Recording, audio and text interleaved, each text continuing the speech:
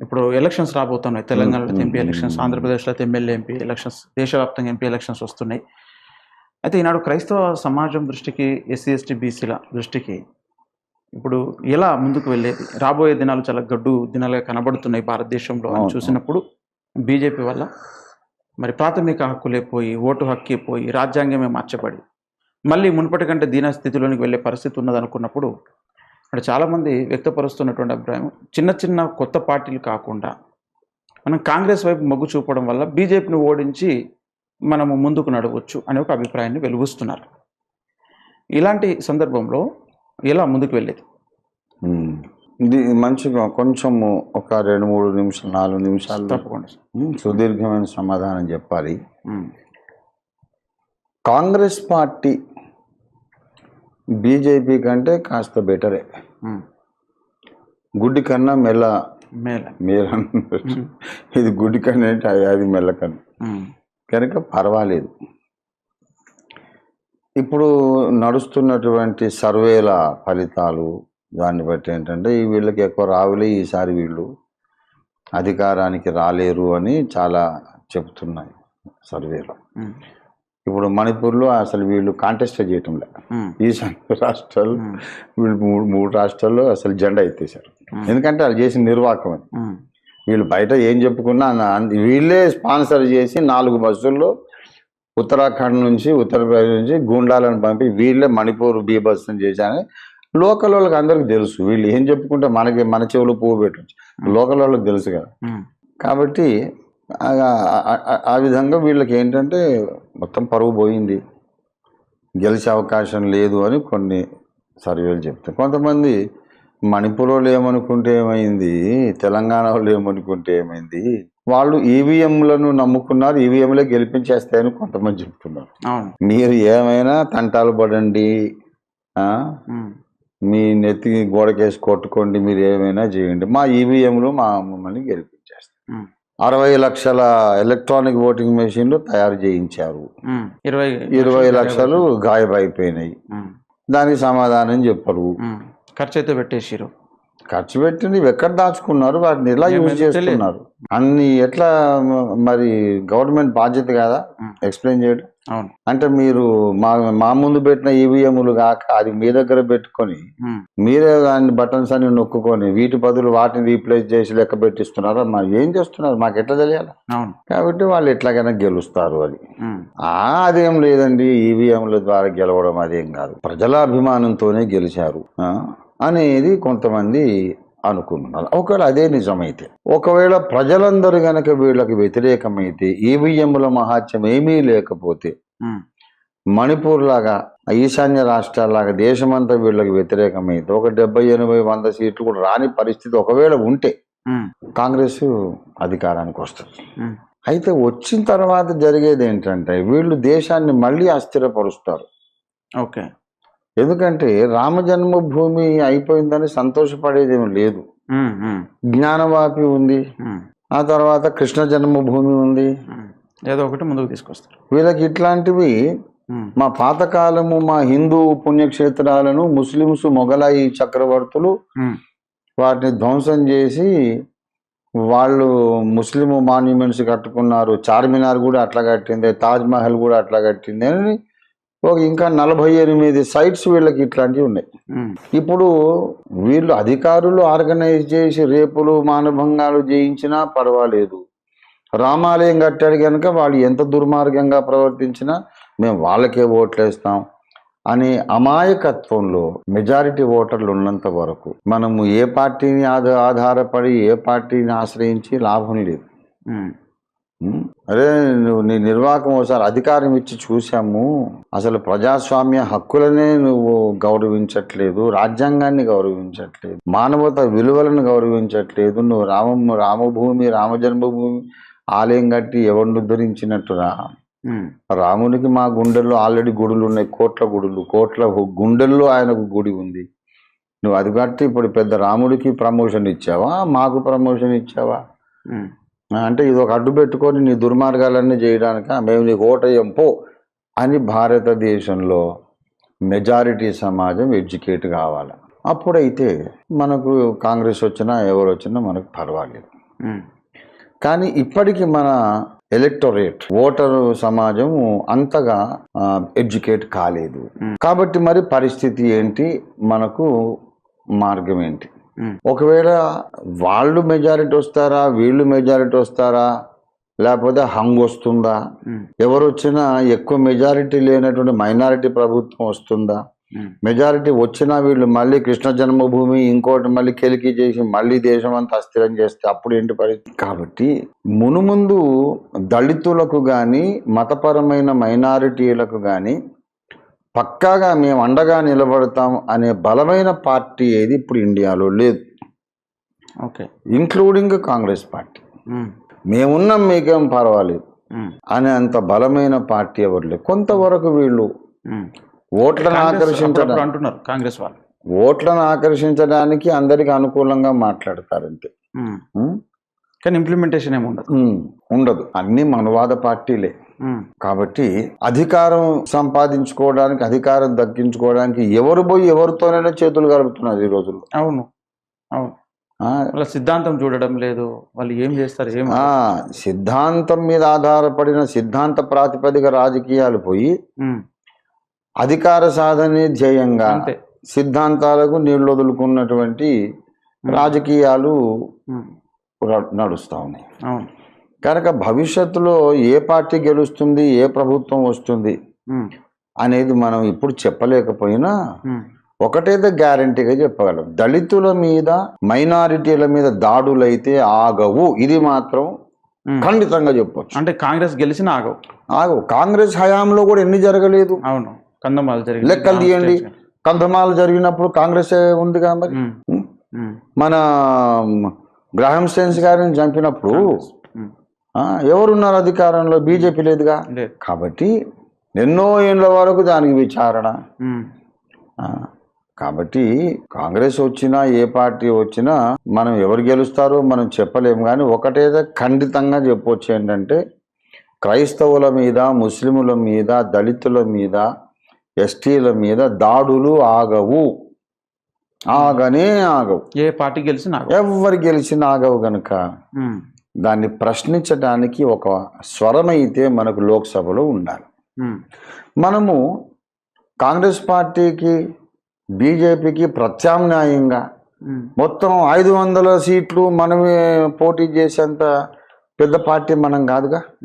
మన వాయిస్ అక్కడ వినపడాలని మనమేదో 2, 3, 5, 10 సీట్ల మీద దృష్టి పెడుతున్నాం. కనుక మనం కాంగ్రెస్కు మనమేమీ థ్రెట్ కాదు, బీజేపీకి థ్రెట్ కాదు.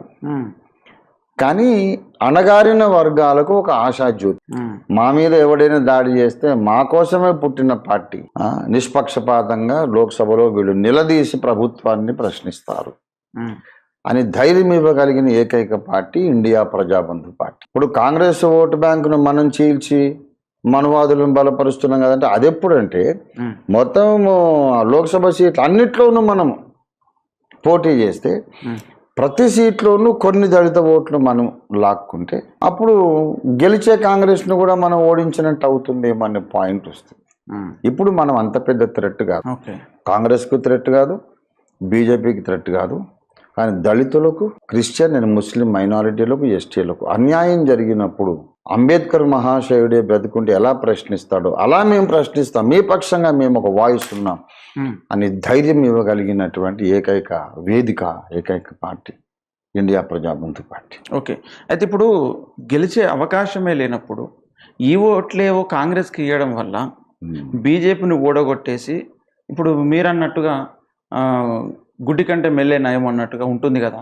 అటువంటప్పుడు మనకు మనమే వేసుకొని చీల్చి వేసుకోవడం ఎందుకు? అవును, ఇప్పుడు కాంగ్రెస్ హయాం మళ్ళీ వచ్చిన తర్వాత కూడా మళ్ళీ కంధమాలు మళ్ళీ జరిగితే అప్పుడు ఏం చేయాలి? ఇప్పుడు ఒక మాట, ఈ ఎన్నికల ప్రక్రియ గురించి మన వాళ్ళందరూ ఎడ్యుకేట్ కావాల్సిన అవసరం ఉంది. మనం గెలవనక్కరలేదు, అట్లీస్ట్ సెకండ్ ప్లేస్లో ఉన్నా, థర్డ్ ప్లేస్లో ఉన్నా ప్రభుత్వం మనల్ని గుర్తిస్తుంది. ఒక రికగ్నైజ్డ్ పార్టీకి, ఇప్పుడు రిజిస్టర్డ్ వేరు, రికగ్నైజ్డ్ పార్టీలు వేరు. రిజిస్టర్డ్ అన్ని కూడా రికగ్నైజ్డ్ కాదు, గుర్తింపు పొందిన పార్టీల కింద మనం ఉంటే, ఒకవేళ ప్రతి నియోజకవర్గంలో పోటీ చేసిన దగ్గరల్లా మనం థర్డ్ ప్లేస్లో ఉన్నాం అనుకోండి, అప్పుడు మనం థర్డ్ ప్లేస్లో ఉంటే రికగ్నైజ్డ్ పార్టీగా ఉంటే భవిష్యత్తులో మనము ప్రధానమంత్రి దగ్గరికి వెళ్ళినా ఎవరు ప్రెసిడెంట్ ఆఫ్ ఇండియా దగ్గరికి వెళ్ళినా మనకు ఈజీగా అపాయింట్మెంట్ దొరుకుతుంది. మనం దేశవ్యాప్తంగా ఉద్యమాలు లేవదీయడానికి కూడా పర్మిషన్లు దొరుకుతాయి. గవర్నమెంట్ ఏదన్నా ప్రజల అభిప్రాయాన్ని సేకరించాలనుకున్నప్పుడు ప్రత్యేకంగా మనకి ఇన్విటేషన్ వస్తుంది రికగ్నైజ్డ్ పార్టీలో. ఆల్ పార్టీలను కన్సల్టేషన్ చేసి అప్పుడు వాళ్ళు ఒక నిర్ణయం తీసుకుంటారు. ఆల్ పార్టీ మీటింగ్ అప్పుడు ఆల్ పార్టీ మీటింగ్ లోకి రావడం కొరకైనా మనం క్వాలిఫై అయితే ఆ విధంగానైనా మన వాయిస్ ఉంటుంది ఆ ప్రభుత్వం ఉంది. కనుక మనం గెలవనప్పుడు పోటీ చేయడం ఎందుకంటే అట్లీస్ట్ కాంశీరామ్ గారు చెప్పారు, నువ్వు ఓడిపోతానని ఒకసారి పోటీ చేయి, నా ప్రత్యర్థిని బలమైన ప్రత్యర్థిని ఓడించడానికి అని ఒకసారి, నేను గెలవకపోయినా వాడిని గెలవని, థర్డ్ టైం నేనే గెలుస్తాను అనుకొని నువ్వు పోటీ చేయి అని. కనుక ఈ విధమైన మెచ్యూర్ పొలిటికల్ అండర్స్టాండింగ్ మన సమాజానికి రావాలి. నువ్వు పోటీ చేసి ఏం వెలగ పెడతావు, నీకు ఎట్లాగో 4 ఓట్లు రావు, సీట్లు రావు ఎందుకండి అని అంటే, ఏమో ఒకవేళ దళిత సమాజం, మైనారిటీ సమాజం ఏకమై కొన్ని వేల ఓట్లు, మనకు 50,000 60,000 ఓట్లు వచ్చినాయి అనుకోండి, వస్తే కనీసం రికగ్నైజ్డ్ పార్టీ అవుతాము. ఆల్ పార్టీ మీట్లోనైనా మన వాయిస్ వినిపిస్తాంగా. రేపు ఏదన్నా మళ్ళీ ఒక దారుణమైన అఘాయిత్యం, ఒక అరాచకమైన పని ఏదన్నా జరిగితే ఉద్యమం లేవదీయడానికైనా కనీసం మనం పర్మిట్లైనా, మనకు పర్మిషన్ అయినా ప్రధానమంత్రి దగ్గరికి వెళ్ళినా సరే మనకు అపాయింట్మెంట్ దొరుకుతుంది. కాబట్టి ఎన్నికల ప్రక్రియలో ఉండాలి, అధికార సాధన ప్రక్రియలో మనం ఉండాలి. ఉన్నందువల్ల కూడా సమాజము, ప్రభుత్వము, అధికార యంత్రాంగము, ఈ మూడు, the common society and bureaucracy and the government, they recognize us. ఆ రికగ్నైజ్డ్ ప్లేస్లోకి వెళితే కూడా మనం కొంత సాధించినట్టే. ఓకే, మరి ఇప్పుడు ఉన్నటువంటి ఇంత షార్ట్ టైంలో ఏం చేయొచ్చు అంటారు? ఏంటి పరిస్థితి? పోటీ చేయవచ్చు. కనీసం మనం రికగ్నైజ్డ్ పార్టీ కాగలిగినన్ని ఓట్ల కొరకు మనం సెలెక్టెడ్ ఫ్యూ, ఎక్కడైతే మనకు బలం ఉంది అనుకుంటామో, మనకు తగినన్ని ఓట్లు, మనకు గుర్తింపు ఉన్నది, మన వాళ్ళు ఉన్నారు అంటే ఎస్సీ ఎస్టీ బీసీ మైనారిటీస్ ఉన్నారు, వాళ్ళలోనికి మన భావజాలం వెళ్ళింది అని నమ్మకం ఉన్న కొద్దిపాటి సీట్లలో మనం కాన్సన్ట్రేట్ చేసి తప్పకుండా ఎంట్రీ ఇవ్వాలి. చట్టసభల్లో ఎంట్రీ ఇస్తే ఒక అసెంబ్లీలో 2 3 4 5 అది పెద్ద ఫోర్స్ కదా. 5 ఎంపీలు గెలిస్తే పెద్ద ఫోర్స్ అది. రేపు హంగ్ ఏదైనా వచ్చినట్లయితే అప్పుడు మనం కింగ్ కాలేము కానీ కింగ్ మేకర్ అవుతాం. ఇన్ ద పార్లమెంటరీ డెమోక్రసీలో king maker is more powerful then the king. King maker is more powerful. అవును.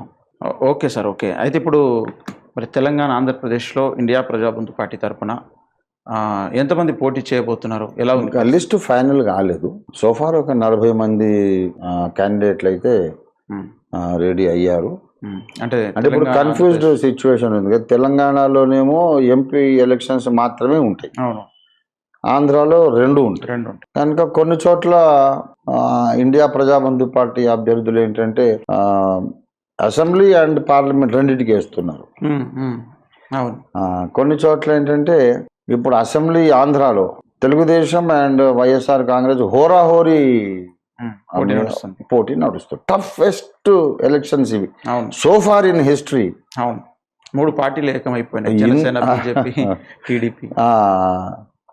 కాబట్టి బీజేపీ మీరు కలుపుకున్నారు. ఇంత టఫ్ పోటీ మధ్యలో అసెంబ్లీకి మనం ఎవరు నిలబడ్డా కూడా ఆల్రెడీ ఎలక్టరేట్ ఎటో ఒక దిక్కు బయాస్ అయిపోయింది. 3 పార్టీలు ఇటు బీజేపీ అండ్ తెలుగుదేశం, జనసేన కూటమికైనా, వైఎస్ఆర్ కాంగ్రెస్ కైనా బయాస్ అయిపోయినారు. కనుక అలాంటప్పుడు ఏంటంటే, బాబు ఇక్కడ అసెంబ్లీలో ఇప్పటికే మేము సిగపాట్లు భయంకరంగా నడుస్తున్నాయి, కనుక మీరు లోక్సభ చూసుకోండి, మేము అక్కడ ఎవరు గెలిచినా మేము పట్టించుకోము, ఇక్కడ మాత్రం మేము ఫలానా పార్టీని సపోర్ట్ చేస్తామని ఓటర్లే కొంతమంది మాకు చెప్పారు. ఓకే, అసెంబ్లీకి చెందినంత వరకు మేము డిసైడ్ అయిపోయామండి, జగన్మోహన్ రెడ్డి గారిని బలపరచాలి, ఉమ్, లేకపోతే కొందరు చంద్రబాబు నాయుడు గారిని బలపరచాలి. ఉమ్, అసెంబ్లీ నియోజకవర్గం స్థాయిలో మేము డిసైడ్ అయిపోయాం, ఉమ్. పోలరైజేషన్ జరిగిపోయింది. ఎవరికి వారు. కానీ అబౌట్ ఢిల్లీ లోక్సభకు ఎవరిని పంపాలనేది మాకంత పెద్ద ఇప్పుడు అవసరం లేదు. ఉమ్, సో మీ పార్టీ మాకు అసెంబ్లీలో పోటీ రాకుండా మీరు లోక్సభలో ప్రవేశించే ప్రయత్నం చేస్తే మేము మా ఓట్లు అసెంబ్లీ ఎన్నికల్లో మాత్రం వీళ్ళకి వేస్తాము, ఎంపీ సీటుకి మాత్రం we'll try to support you అని చెప్పినటువంటి కొన్ని ఓట్లను శాసించగలిగిన నాయకులు మాకు చెప్పారు. ఓకే.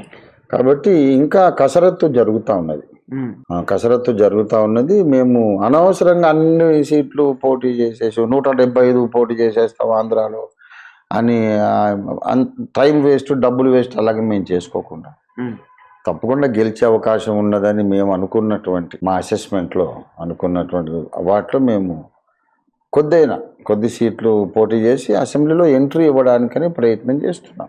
ఉమ్, జరగవచ్చు, జరగకపోవచ్చు. మేము నేనే నెక్స్ట్ ముఖ్యమంత్రి, నేనే గొప్ప అని చెప్పేసి మేము కేఏ పాల్ గారి లాగా మేము చెప్పలేము.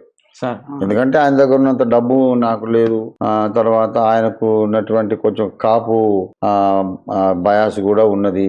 ఉమ్, కాబట్టి ఆ మాటలు అనడానికి ధైర్యం ఆయనకుంది, నాకు లేదు. Um, I'm going to sweep the elections, I'm going to demolish these parties, అది అట్లాంటి నేను మాటలు అనలేను. ఉమ్, కానీ ఒక వాయిస్, ఇప్పుడు ఏ పార్టీ వచ్చినా దళితుల మీద, మైనారిటీల మీద అత్యాచారాలు, దాడులు ఆగనే ఆగవు, ఇది ప్రిడిక్షన్. ఓకే. కాబట్టి జరిగినప్పుడు మనకంటూ ఒక వాయిస్ అక్కడ ఉంది. అప్పుడైనా వస్తారంటారా వీళ్ళందరూ? ఆ మెచ్యూరిటీ వాళ్ళకు ఉంటే ఉమ్, ముందే మన వైపు నుంచి కొంతమందిని మనం చట్టసభలో ప్రవేశపెడితే ఈ అట్రాసిటీస్ జరగవు కదా. జరగవు. అది కాబట్టి మనోళ్ళు అంటే ఇన్ ద సెన్స్ అణిచివేయబడ్డవాళ్ళు, ఉమ్, ఉమ్, ఉమ్. అనగారిన అంటే ఏ వర్గాలు, మతమైనా కావచ్చు, ఏ కులమైనా కావచ్చు. ఏదైనా కావచ్చు. ఉమ్, ఇప్పుడు దళితుల మీద, దళిత అమ్మాయిల మీద అత్యాచారాలు మన ఆంధ్రాలో, తెలంగాణలో చాలా జరిగినాయి. ఉమ్, వాళ్ళు మతానికి క్రైస్తవులు కాదు, హిందువులే. అవును, అవును. ఆ, ఉమ్, ఒకడి నోట్లో యూరిన్ పోసాడు ఒకడు, ఉమ్, ఉమ్, మతోన్మాది. మరి వాడు హిందూ, వాడికి ఉమ్, క్రిస్టియన్ కాదు. ఉమ్, కనుక వీళ్ళకు మతము, కులం అనే మతంతో సంబంధం లేదు. ఫలానా కులం అంటే అసహ్యం, ఫలానా కులం అంటే వాడు మనతో ఈక్వల్ కాదు, మేము వాడికంటే సుపీరియర్, ఉమ్, మేము ఏం చేసినా భరించాలి అనే బలుపు, కొవ్వు బాగా వీళ్ళకు, మతోన్మాదులకు. ఉమ్. దీన్ని ఎదుర్కోవాలంటే దళితులు ఏకం కావాల్సిందే, వేరే మార్గం లేదు. ఓకే. ఓకే.